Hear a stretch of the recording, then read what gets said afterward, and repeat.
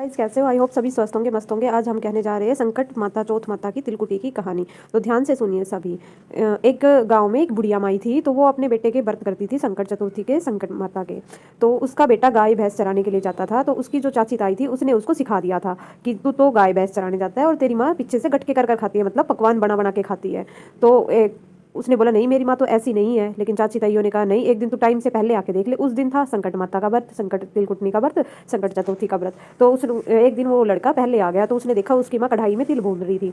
तो उसने कहा कि उसको लगा कि भाई मेरी माँ चाची ताई तो सही कहती है, मेरी माँ तो सही में गटके करके खाती है। तो उसने ऐसे ही देख के अपनी माँ के पास गया और बोला कि माँ मैं तो चला जाता हूँ गाय चराने, गाय भैंस चराने, और आप मेरे पीछे से गटके कर करके खाती हो। तो उसकी माँ बोली कि बेटा आज तिल कुटने का व्रत है संकट चौथ माता का, और मैं तो तेरे ही नाम का व्रत करती हूँ, उसके लिए ही ये तिल भून रही हूँ। तो लड़का बोला नहीं, मैं तो घर छोड़ के जाऊंगा, तू तो मेरे पीछे से गटके कर करके खाती है, पकवान बना बना के खाती है, नहीं मैं तो नहीं रुकूंगा।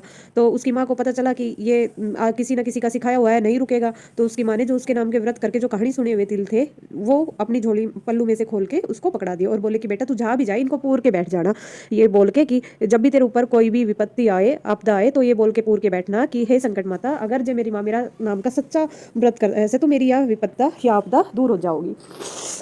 तो ऐसा करने से वो लेके चला गया उन तिल को। जैसे ही वो लड़का गया आगे, तो वो पहुंचा एक जंगल में। जंगल में पहुंच के उसने क्या देखा कि जंगल में एक शेर आ रहा दहाड़ता हुआ। तो शेर को देखकर लड़का डर गया, और वो जो तिल याद आई उसकी माँ के दिए, तो वो उनने पूर के बैठ को बोलो कि अगर जय संकट चौथ माता, अगर मेरी माँ मेरा नाम का सच्चा व्रत करे से, तो यह शेर की गाय बन जाइयो और यह पूछ हिलाती चली जाइयो, वरना तो आज मेरा मरना निश्चित है। तो जैसे ही वो बैठा, शेर की गाय बन गई और पूछ हिलाती हुई वह चली गई। तो वैसे ही वो आगे गए तो देखो नदी दो तरफ बिल्कुल उफान पे।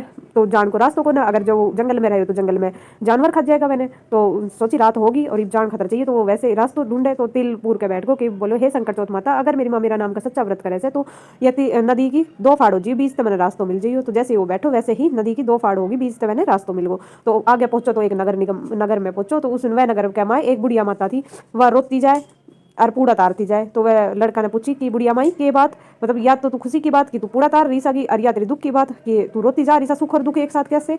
तो माँ बोले कि बेटा आज राजा का घर थे, मेरा बेटा को बुलाए से, आज आओ पकाएगो, आओ मतलब जो मटका पका करे वे। तो आज मेरा बेटा को नंबर से गो रोऊं तो नुसूंगी कि मेरा एक ही बेटो से, और वो मेरा तो हमेशा खतर दूर हो जाएगा, मैं कभी ना मिल पाऊंगी। और पूड़ा नु तार रही सू कि मैं मेरे बेटा ने आज लास्ट बार कुछ अच्छो बना कर खुआना चाहूँ सू। तो लड़को बोलो सुन के बुढ़िया माई की बात कि माँ ये पूड़ा तो तू मैंने खुआ, और जब तेरा नगर मरते वे सिपाही आवे राजा का, तो तू मैंने उठा दिए वह की तरह, वह की जगह तेरा बेटा की जगह मैं जाऊंगो। तो बुढ़िया वो करे कि ना बेटा तू कहता जाओगे बिराना बालक ने, मैं कहता भेज दूं ना माँ, तू मैंने भरपेट पूड़ा खुआ दे और तेरा बेटा की जगह मैं जाऊंगो। जैसे ही बुढ़िया बोली बेटा पूड़ा तो तू खा ले, खा लिया मैंने पेट भर कर। लड़का ने खत्ती के साथ आ गई नींद। तो नींद आने के बाद तो वो आया सिपाही बोलन कि बुढ़िया तेरा बेटा ने भेज। तो बुढ़िया अपने चिमटा थाली बजाती डोले। तो बेटा की लड़का की आँख खुली। सोचा बुढ़िया तो कि बिराना बालक ने क्या तरह जगाऊं। तो जैसे वह खुड़काते हुए की आँख खुली, तो बोलो कि बुढ़िया माई बता आगा के राजा सिपाही, हाँ बेटा आगा। तो ठीक से बुढ़िया माई मैं जाऊँ सूंगो।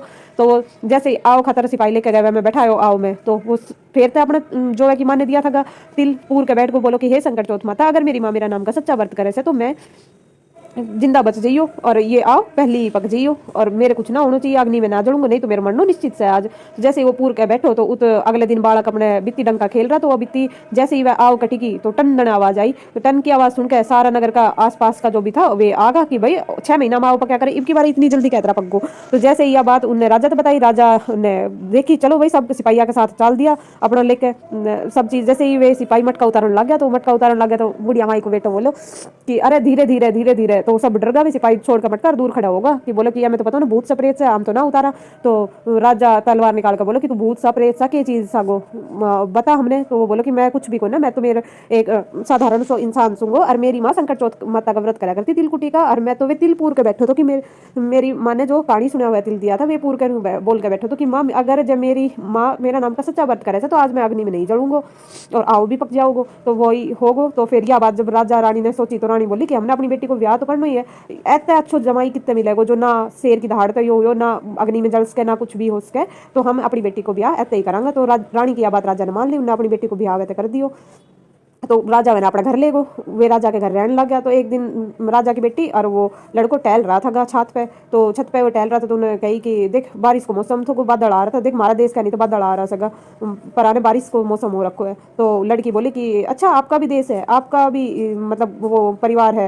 वो बोले कि हाँ मेरा भी घर परिवार है, मेरी माँ भी है, मेरा गाँव भी है, मेरा सब कुछ है। तो बोले कि हम उरे क्या कर रहा था, चल तो अपने घर चल, अपने गाँव में अपने देश में चलांगा। तो फिर बोले कि तेरे पिताजी तो कह दे भाई विदा कर दे वो मैंने। तो मैंने लड़की ने बताई कि अपना पिताजी तो जाकर पिताजी थारो जमाई तो अपने घर जानो चाहे सको।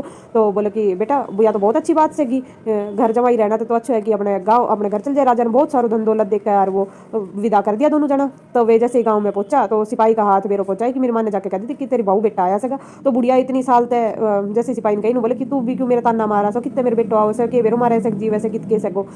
और बुढ़िया रो रो के इतना साल लगा मैं आंधी होगी थी, आख्या तो दिखनो बंद हो गो तो मैंने क्या काम करूँ, उन्होंने बोला ना बुढ़िया माई तेरा सच में बहू बेटा आया सगा, मैं झूठ ना बोलो। तो बुढ़िया बोली संकट माता का तिल का वे लेके ये संकट माता अगर जब मेरे बेटो सच में ही आयो से तो जो भैंस की धार की वह वह मुंह पे लागी। तो जैसे ही वह मुंह पे लागी और वह छोरा ने वह बेटा ने आवाज लगाई माँ, तो वैसे ही बुढ़िया ने दिखनो शुरू होगो संकट चौथ माता की कृपा थे। तो सारो मूछ मुंह वह को दूध ते संड गो। तो बुढ़िया माई ने विश्वास होगो कि हाँ मेरा बेटा आ गो बहू आ गई। और ये कहकर पूरा गाँव में हल्लो माच गो कि सब कुछ आ गो। तो बेटो जाती माँ का पैराम पड़ गो, बोलो माँ मैंने माफ कर दिए, मैं तो चाची तैया का सिखाया मांगो था तेरे ऊपर शक कर लियो तो को, लेकिन तू मेरे खातर ही व्रत करे थी और तेरी व्रत की वजह से ही आज मैंने ये सब कुछ मिलो सको और मैं हर विपदा से निकलो सुंगो। तो संकट चौथ माता जैसी आप बुढ़िया और का बेटा नहीं वैसी सब नहीं है मेरी माँ, मेरे संतान की लंबी उम्र करिए, जय हो मेरी संकट चौथ माता।